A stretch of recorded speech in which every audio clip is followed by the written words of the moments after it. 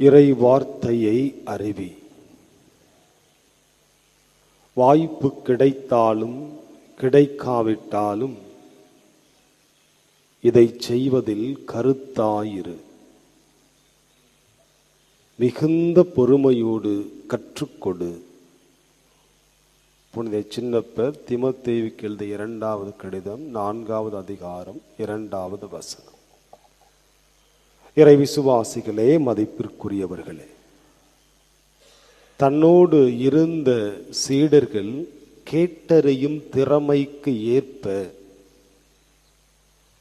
இறை வார்த்தையை இயேசு அவர்களுக்கு எடுத்துரைத்தார். தனிமையாக இருந்தபோது அவர்களுக்கு அவற்றை விளக்கிச் சொன்னார்.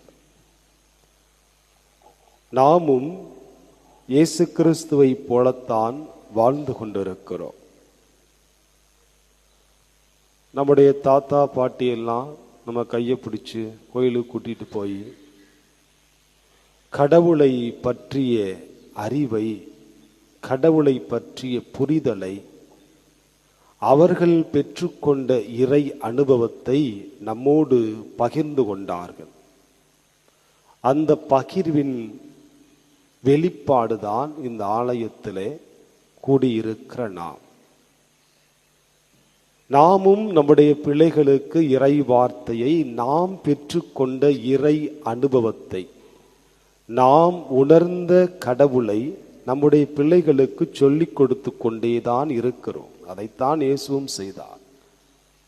இறை வார்த்தையை எடுத்துரைத்தார், அவற்றை விளக்கிச் சொன்னார்.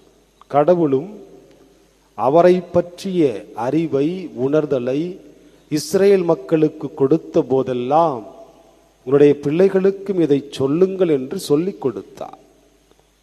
விடுதலை பொருள் புத்தகத்திலே 12வது அதிகாரத்தை நாம் வாசித்தோம் என்றால் 26, 27 அந்த வசனங்களிலே நாம் எப்படி வாசிக்கிறோம்? நீங்க எல்லாரும் இந்த எகிப்து தேசத்தை விட்டு உங்க நாட்டுக்கு, கானான் தேசத்துக்கு போனதுக்கு அப்புறம் எனக்காக பலி செலுத்துங்கள், வழிபாடு செய்யுங்கள். அப்படி நீங்கள் வழிபாடு செய்கிற போது இந்த வழிபாட்டின் அர்த்தம் என்ன என்று உங்களுடைய பிள்ளைகள் கேட்கும் போது, எகிப்திலிருந்து எங்களை கடவுள் மீட்டு காத்து வந்தார் என்று உங்களுடைய பிள்ளைகளுக்கு சொல்லுங்கள். கடவுளே அந்த இறை அனுபவத்தை அவருடைய பிள்ளைகளுக்கு சொல்ல சொன்னார். இணைச்சற்ற நூலிலே 4வது அதிகாரத்திலே 2 மற்றும் 9 அந்த வசனங்களில் நாம் வாசிக்கிறோம். நான் ஆண்டவரின் கட்டளைகளை உங்களுக்கு கற்றுக் கொடுக்கிறேன். மோசே பேசுறார். நான் சொல்றேன் உங்களுக்கு எதெல்லாம் கடவுளை எனக்கு கொடுத்தாரோ அதெல்லாம் நான் உங்களுக்கு கற்றுக் கொடுக்கிறேன். நான் கற்றுக் கொடுப்பதை நீங்கள் கவனமாக ஏற்றுக்கொள்ளுங்கள், உங்கள் இதயத்திலே வைத்துக் கொள்ளுங்கள். உங்கள் பிள்ளைகளுக்கும் உங்கள் பேர பிள்ளைகளுக்கும் அதனை எடுத்து கூறுங்கள் என்று மோசே அந்த பகுதியிலே பேசுவார். இன்னும் சிறப்பாக நாம் வாசித்தோம் என்றால் இணைச்சற்று நூலிலே 6வது அதிகாரத்திலே 6, 7 அந்த வசனங்களை நாம் இப்படி வாசிப்போம். இன்று நான் உனக்கு கட்டளையிடும் இவ்வார்த்தைகள் உன் உள்ளத்தில் இருக்கட்டும், உன் பிள்ளைகளின் உள்ளத்தில் பதியுமாறு நீ அவற்றை சொல். எப்பெல்லாம் சொல்லணும்?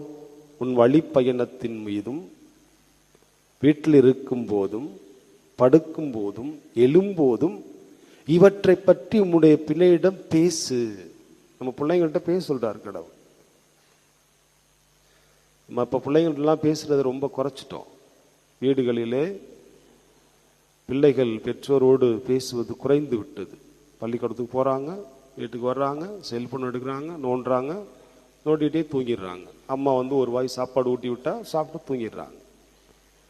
பிள்ளைகளோடு பேச வேண்டும், பிள்ளைகளுக்கு எடுத்து சொல்ல வேண்டும். நீங்கள் பெற்றுக்கொண்ட இறை அனுபவமும், நீங்கள் உணர்ந்து கொண்ட கடவுளும் உங்களுக்கு என்னவெல்லாம் செய்தார் என்பதை உங்கள் பிள்ளைகளோடு நீங்கள் பகிர்ந்து கொள்ள வேண்டும் என்று நமக்கு வேத வரலாறு சொல்லுகிறது. அப்படி பகிர்ந்து கொள்ளுகிற போதுதான் அந்த பிள்ளைகள் இறைவனுக்கு ஏற்ற பிள்ளைகளாக வளருவார்கள். திருத்தூதர் பணிகள் புத்தகத்திலே 4வது அதிகாரத்திலே 20வது வசனத்திலே நாம் வாசிக்கிறோம். பேதுருவும் யோவானும் யூத தலைமை சங்கத்தின் முன்னால் நிற்பார்கள். கடவுளை பற்றி பேசக்கூடாதுன்னு உங்கள்கிட்ட பல முறை சொன்னோம். ஆனால் கடவுளை பற்றியே மக்கள்கிட்ட பேசுறீங்க. அதனால் நாங்கள் உங்களுக்கு கடைசி வாணிகை தரோம். இந்த கடவுளை பற்றி நீங்கள் மக்கள்கிட்ட பேசவே கூடாது என்று கண்டிப்பாக அந்த தலைமை சங்கம் அவர்களுக்கு கட்டளையிடும். அப்போது அவர்கள், என்ன நடந்தாலும் நாங்கள் கண்டதையும் கேட்டதையும் எடுத்துரைக்காமல் இருக்க எங்களால் முடியாது. அதான் இறை அனுபவம். அந்த அனுபவத்தை எங்களுக்கு என்ன நடந்தாலும் சரி, கடவுளை பற்றி நாங்கள் இந்த மக்களுக்கு சொல்லிக்கொண்டே இருப்போம். திருத்துதர் பணிகள் புத்தகத்திலே 14வது அதிகாரத்தை நாம் வாசித்தோம் என்றால், லிஸ்திரா என்ற அந்த பகுதியிலே பவுலும் பர்னபாவும் கடவுளை பற்றி மக்களுக்கு எடுத்து சொல்லி கொண்டிருப்பார்கள். அப்போது மக்கள் எல்லோரும் சேர்ந்து அவர்களை பார்த்து சொல்லுவார்கள். திருத்தூதர் பணிகள் புத்தகத்திலே 14வது அதிகாரத்திலே 11வது வசனத்திலே, தெய்வங்கள் மனித உறவில் இறங்கி நம்மிடம் வந்திருக்கின்றன. தெய்வங்கள் மனித உருவில் இறங்கி நம்மிடம் வந்திருக்கின்றன. இறை வார்த்தையை, இறை அனுபவத்தை உங்கள் பிள்ளைகளோடு நீங்கள் பகிர்ந்து கொள்ளுகிற போது நீங்கள் உங்களுடைய பிள்ளைகளுக்கு தெய்வங்களாகிறீர்கள். அன்னையும் பிதாவும் முன்னறி தெய்வம். எப்ப தெய்வம் ஆகிறாங்க? அவர்கள் பெற்றுக்கொண்ட இறை அனுபவத்தை, அவர்கள் அனுபவித்த இறைவனை தங்களுடைய பிள்ளைகளுக்கு சொல்லிக் கொடுக்கிற போது, கற்றுக் கொடுக்கிற போது அவர்கள் பிள்ளைகளுக்கு தெய்வங்களாக மாறுகிறார்கள். அருளப்பனற்செய்தியிலே 10வது அதிகாரத்திலே 35வது வசனத்திலே நாம் வாசிக்கிறோம். இறை வார்த்தையை பெற்றுக்கொண்டவர்களே தெய்வங்கள் என்று அழைக்கப்படுகிறார்கள். இறை வார்த்தையை பெற்றுக்கொண்டவர்களே தெய்வங்கள் என்று அழைக்கப்படுகிறார்கள். உங்களுடைய பிள்ளைகளுக்கு நீங்கள் சொல்லிக் கொடுக்கிற போது, இறை அனுபவத்தை பகிர்கிற போது நீங்கள் தெய்வங்களாக இருக்கிறீர்கள். அந்த அனுபவத்தை உங்களுடைய பிள்ளைகள் கேட்கின்ற போது, பெற்றுக்கொள்கிற போது அவர்களும் தெய்வங்களாக மாறுகிறார்கள் என்று நமக்கு வேதம் சொல்லுகிறது. இறை வார்த்தையை பெற்றுக்கொண்டவர்களே தெய்வங்கள். சின்னப்பர் கொரிந்தியருக்கு எழுதிய முதல் கடிதத்திலே 9வது அதிகாரத்திலே 16, 17 அந்த வசனங்களை இப்படி எழுதியிருக்கிறார். இதை செய்ய வேண்டிய கட்டாயம் எனக்கு உள்ளது. கடவுளை பற்றி மக்களுக்கு சொல்ல வேண்டிய கட்டாயம் எனக்கு இருக்கிறது. நற்செய்தியை நான் அறிவிக்காவிடில் ஐயோ எனக்கு கேடு. என்னுடைய அனுபவத்தை, நான் பெற்றுக்கொண்ட இறைவனை உங்களோடு நான் பகிர்ந்து கொள்ளாவிட்டால் அது எனக்கு கேடு என்கிறார். தொடர்ந்து வாசிக்கிறோம்.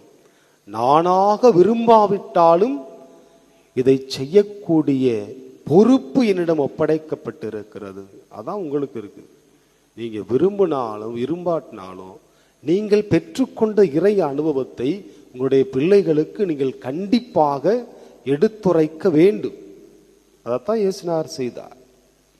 அப்படி நாம் நம்முடைய பிள்ளைகளுக்கு கற்றுக் கொடுக்கிற போது, எடுத்து சொல்லுகிற போது நீங்கள் தெய்வங்களாக மாறுகிறீர்கள். அந்த இறை அனுபவத்தை கேட்கின்ற உங்களுடைய பிள்ளைகளும் தெய்வத்திற்கு சமமான பிள்ளைகளாக மாறுகிறார்கள். தெய்வீக குழந்தைகளாக வளருகிறார்கள். இறைவனின் விருப்பத்திற்கு ஏற்ற பிள்ளைகளாக வளருகிறார்கள். சபை உரையாளர் புத்தகத்திலே 2வது அதிகாரத்திலே 26வது வசனத்திலே நாம் வாசிக்கிறோம். கடவுள் தம் விருப்பத்திற்கு ஏற்ப நடப்பவர்களுக்கு ஞானத்தையும் அறிவாற்றலையும் மகிழ்ச்சியையும் அளிக்கிறார். உங்களுடைய இறை அனுபவத்தை, நீங்கள் பெற்றுக்கொண்ட கடவுளை, நீங்கள் உணர்ந்த கடவுளை உங்களுடைய பிள்ளைகளுக்கு நீங்கள் சொல்லிக் கொடுங்கள். சொல்லிக் கொடுத்து கொண்டுதான் இருக்கிறீர்கள். இன்னும் சிறப்பாக நேரம் ஒதுக்கி உங்களுடைய அனுபவத்தை, இறை அனுபவத்தை உங்களுடைய பிள்ளைகளோடு பகிர்ந்து கொள்ளுங்கள். உங்களுடைய பிள்ளைகள் கடவுளுக்கு ஏற்ற, கடவுளுக்கு விருப்பமுள்ள பிள்ளைகளாக மாறி ஞானத்தையும் அறிவாற்றலையும் மகிழ்ச்சியையும் பெற்ற பிள்ளைகளாக என்னாலும் வளருவார்கள்.